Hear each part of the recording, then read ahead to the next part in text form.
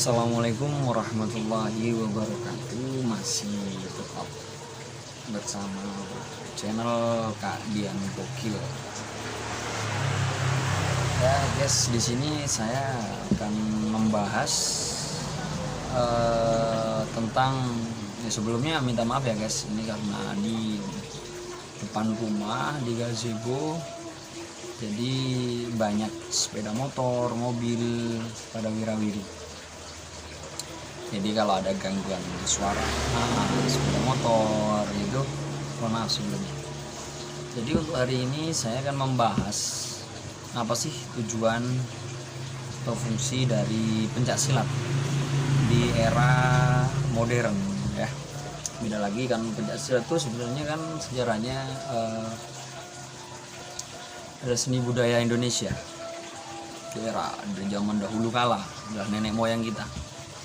Ya sebelumnya guys, maaf kalau sambil menghisap rokok ya, kebetulan ahli hisap rokok maksudnya ya.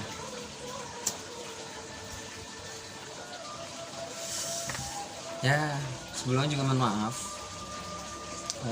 emang masih agak grogi karena ya maklum belum pernah berbicara di depan kamera, jadi agak canggung gitu. Ya, di sini saya akan membahas apa itu fungsi tujuan pencak silat di era modern. Nah, di era modern ini apa sih fungsinya? Ya, saya pertama kita sebagai tempat menyalurkan bakat dan minat seseorang bagi generasi yang memiliki hobi ya yang jelas mengenai khusus bela diri. Nah, di sini pencak silat kita dapat menyalurkan bakat atau minat yang suka olahraga bela diri, khususnya pencak silat. Terus yang kedua, membentuk masyarakat yang punya jiwa yang sehat, berpikir yang cerdas, dan prestasi. Sampai di prestasi ini kita tentunya akan bertanya-tanya prestasinya seperti apa. Jadi membentuk masyarakat jiwa yang sehat, berpikir cerdas, berprestasi, dan menambah wawasan dan sejelas persaudaraan dan kekeluargaan. Karena di dalam pencak silat sendiri itu sangat kental dengan apa itu persaudaraan, kekeluargaan. Itu tujuan sendi-sendi dari pencak silat itu sendiri. Kalau kita berbicara membahas tentang tujuannya untuk berpikir masyarakat yang jiwa sehat, berpikir cerdas, dan berprestasi. Kita kembali berpikir tentang prestasi coba. Jadi pencak silat sendiri itu bukan hanya untuk jiwa yang sehat kita. Jelas kita kalau bergerak, berolahraga itu sehat, tapi yang sehat yang seperti apa? Jadi kalau kita berlebihan itu juga fatal. Dan kalau kita hanya sekedar bergerak tapi tidak tahu pola ritme kita bergerak, itu juga akan nanti fatal juga. Jadi kita harus mencari bukan ya istilahnya guru ya atau pelatih yang sedikit berpengalaman atau yang paham itu seperti apa. Banyak sekali, apalagi di dalam pencak silat ini banyak sekali berbagai guru pelatih. Yang penting intinya kita tidak terlalu memilih ya, itu sesuai dengan hati nurani kita sendiri. Terus kita berbicara tentang prestasi, saudara. Di dalam pencak silat sendiri itu ada prestasinya ya. Di silat itu ada seni, ada fighter. Nah, seni sendiri itu terbagi seni tunggal, seni atau TGR ya, tunggal, regu, ganda ya, TGR tunggal, ganda, regu, nah, singkat TGR. Dan fighter sendiri itu ya jelas gelut ya. Bukan berarti kita seperti gelut di jalan ya, itu namanya kita membela diri, beda lagi.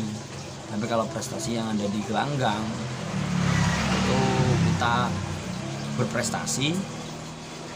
Nah, tentunya prestasi itu sendiri tidak mudah, temennya tidak gampang. Jadi kita harus perlu latihan, kita harus mempunyai jam terbang. Tidak hanya berlatihan terus guys, jadi kita latihan terus tapi kita tidak tahu tujuan latihan itu untuk apa. Nah, latihan itu seperti kan latihan, porsi latihan, program latihan.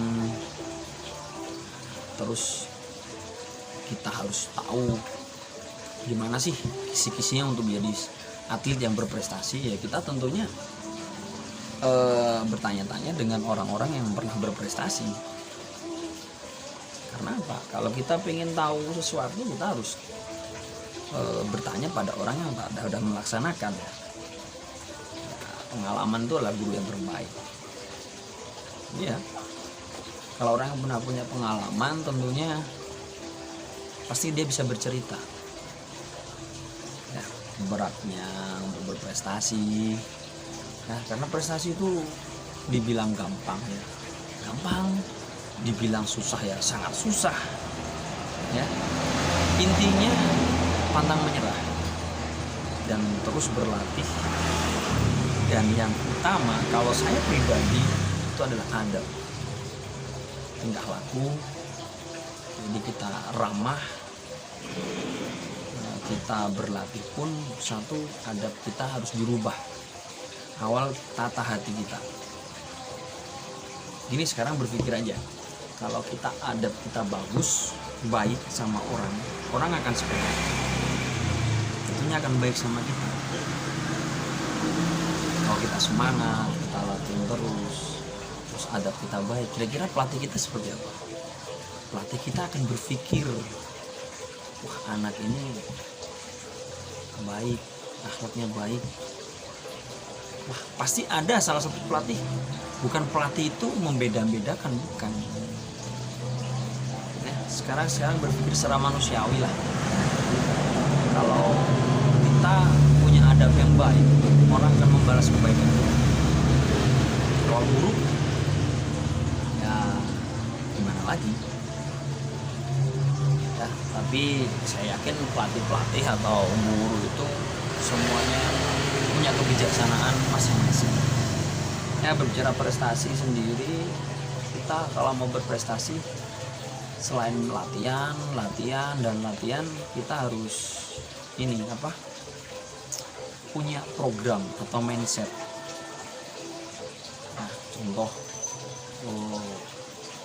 mindset latihan, saya harus menargetkan 1 tahun ini latihan. Ya, kalau kita pengen cerdas, kalau kita pengen pintar, kita kan harus belajar. Bukan hanya belajar terus, harus ada prakteknya. Dan ada yang mengajarin. Jangan belajar sendiri.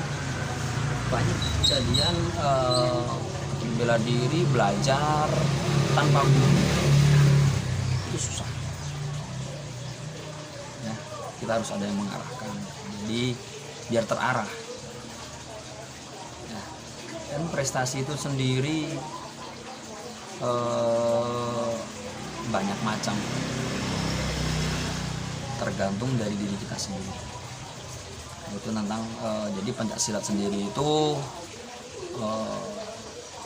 prestasi tentunya ada ya, tujuannya banyak sekali, termasuk tujuan yang berprestasi tersebut. Apakah semua bisa berprestasi? Bisa, tergantung dari diri kita sendiri ya, dan tergantung kita yang mengarahkan dan yang diarahkan. Tentu jelas saling bersinergi, saling semangat. Ya ada solonya, siswanya semangat, pelatihnya nggak bisa. Pelatihnya semangat, siswanya nggak bisa. Tapi kalau atletnya semangat, pelatihnya semangat, insya Allah saya rasa pasti akan sukses.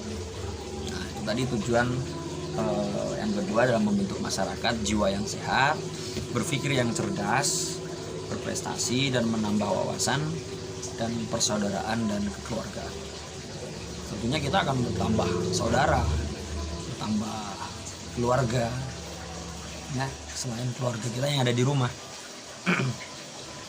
Yang ketiga itu mendidik. Yang ketiga ya, tujuannya di era modern ini Pencaksilat itu bisa mendidik generasi muda agar tidak terjerumus dalam pergaulan bebas atau penggunaan obat terlarang. Positif loh, positif ya, kegiatan-kegiatan yang positif. Apalagi di Pencaksilat di sini diajarkan tentang adab, tentang kesetiaan, tentang persaudaraan, tentang kekeluargaan, bukan hanya membela diri. Dan Pencaksilat sendiri bukan ajang untuk kesombongan. Wah, aku siswa silat. Wah, mau senggol sithik gelut ya. Sebenarnya silat sendiri itu kalau yang sudah memahami, benar-benar paham kekeluargaan ya. Jadi bukan untuk ajang kesombongan, kecuali di jalan kok kita ketemu orang, wah ini songong banget nih, wah orang ini wah sok banget nih, jagoan banget ya, tahu-tahu mau mukul kita atau kita, paling tidak kita bisa membela diri. Yang dikatakan membela diri bukan berarti kita harus membalas habis-habisan, enggak. Memberi pengertian kepada seseorang tersebut bahwa sesuatu yang buruk itu tidak baik ya, contohnya kita menangkis ya, kita kasih kuncian, begitu dia menyerah, kalau sudah menyerah jangan kita habisi, kita kasih arahan. Biar apa? Biar dia sadar bahwa kesombongan itu akan kalah. Syukur-syukur kita setiap manusia atau setiap adik-adik yang masih muda-muda itu bisa mengikuti Pencaksilat itu sendiri. Jadi fungsinya apa ya? Itu banyak sekali ya, termasuk mendidik generasi muda agar tidak terjerumus ke pergaulan bebas dan penggunaan obat-obat terlarang. Banyak sekali. Jadi katakan pergaulan bebas apa? Contoh ya, kita berbicara tentang pergaulan bebas. Banyak anak-anak zaman muda sekarang, contoh temannya pada minum-minuman keras ya, lewat, oh bro, ini bro, bah ikut aja bro, kasih minuman, awalnya nggak mau karena belum paham. Terus setelah paham, wah kamu ini kalau minum tuh keren guys, bagus guys. Apabila kita terjerumus, ya kan, terjerumus, malahan kita akan mengajak teman-teman yang lain.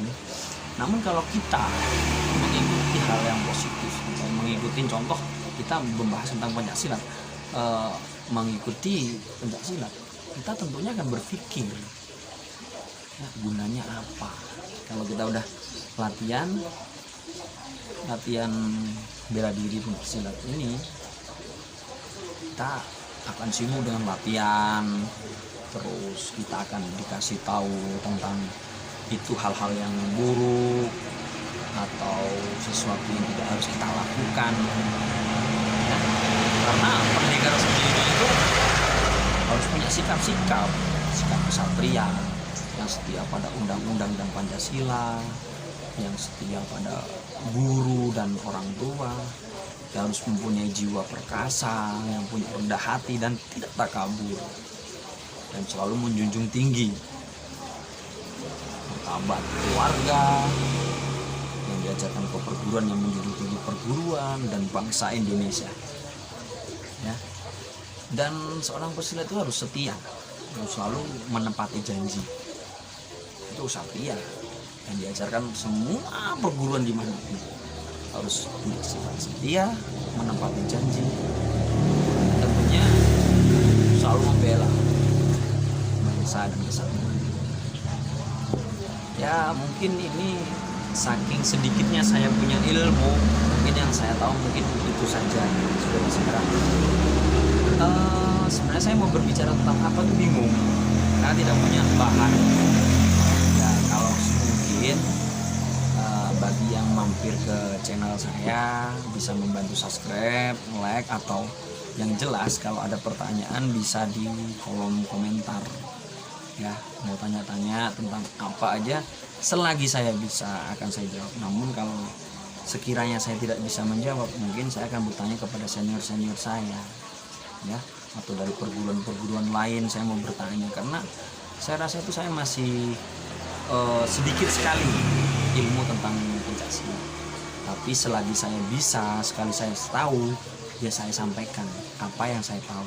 Jadi bukan berarti saya sok tahu ya, bukan sok mengajari. Nah, jadi intinya yang saya tahu saya kasih tahu. Ya, seumpama ada yang pikir wah sok tahu nih, wah ini kurang lengkap nih, bisa jadi Anda di komentar memberi saya arahan, memberi saya pengetahuan agar apa? Agar tidak terjadi kesalahpahaman ya, karena saling mengingatkan, saling memberi arahan. Dan saya termasuk ciri-ciri, saya sendiri pribadi menyadari ciri-ciri orang yang suka diarahkan ya. Insya Allah kalau memberi arahan ke saya atau kritik dan saran saya lebih suka. Kalau dipuji saya kurang begitu suka.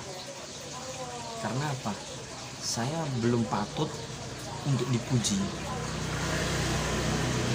ya, karena takutnya kalau dipuji itu saya sombong. Kalau dipuji saya akan lupa. Mendingan saya dikritik, dikasih saran, dikasih arahan. Karena seseorang yang selalu diberikan arahan, dia yang jelas akan terarah. Iya, dalam hidup dunia ini sebenarnya simpel. Yang dicari apa sih? Kebahagiaan toh. Terus kuncinya bahagia apa sih? Mungkin ada bertanya siswa saya, Kak Dian, kunci bahagia itu apa?